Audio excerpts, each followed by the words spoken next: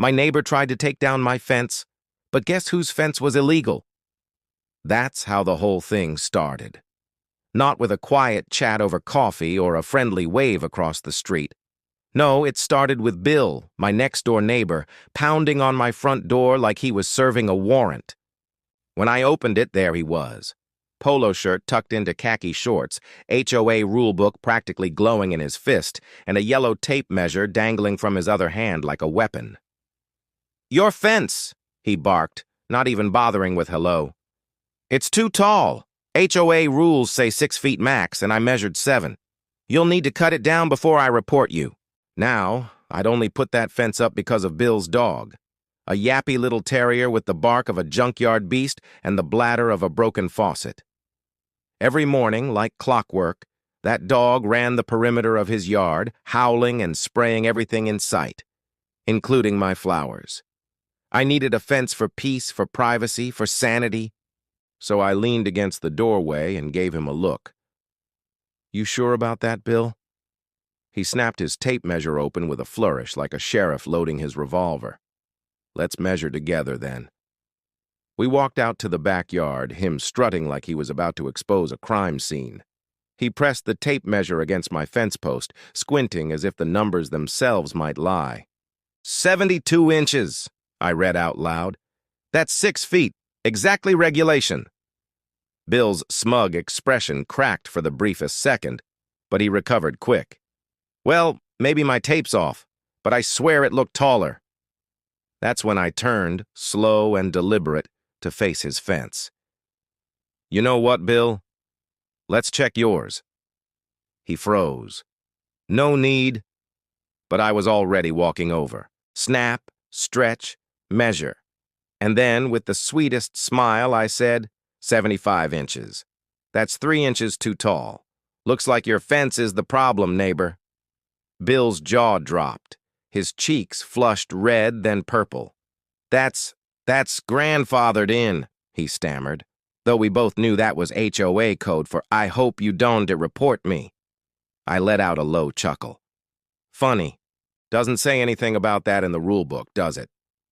For a moment, it was just us. The silent suburban standoff. His dog barked wildly from behind the very fence, now betraying him. Then Bill turned on his heel and stormed off without another word. I figured that was the end of it. But Bill wasn't the kind of man to let go of a grudge quietly. The very next day, I got an email from the HOA. "Fence height violation reported. Please remedy immediately." Guess who filed it? So, I printed the email, tucked it under my arm, and marched straight to the next HOA board meeting.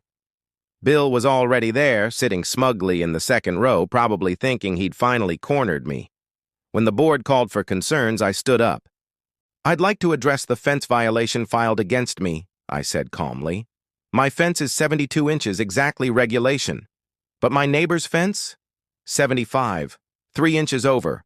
If my fence is in violation, then his definitely is." Gasps rippled through the room. Bill's face went pale. The president flipped through the handbook. "Regulation 6 feet, she confirmed. Then she turned to Bill. "Is this accurate?"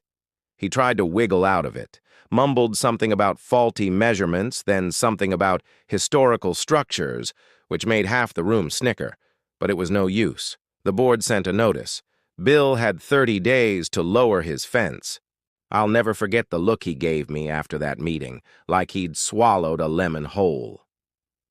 Over the next few weeks, I watched from my kitchen window as contractors came to cut down his precious fence.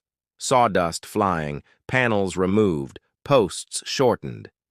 His dog barked hysterically through the gaps as if it knew its fortress was crumbling. And the cherry on top? The HOA president herself came by my yard the following weekend. "We've reviewed your fence," she said with a polite smile. "No issues. Thank you for your cooperation." I could practically feel Bill fuming from across the property line. These days, Bill doesn't knock on my door. He doesn't measure my grass, doesn't comment on my mailbox, doesn't even make eye contact when we both take our trash bins out. His fence is shorter, His pride is bruised. And his dog? Still barking like it owns the neighborhood. But every time I look at that perfectly regulation fence of mine, I can't help but grin. Because sometimes the best revenge is letting the rules speak louder than the neighbor who thinks he owns them. And that's the story of the fence that backfired.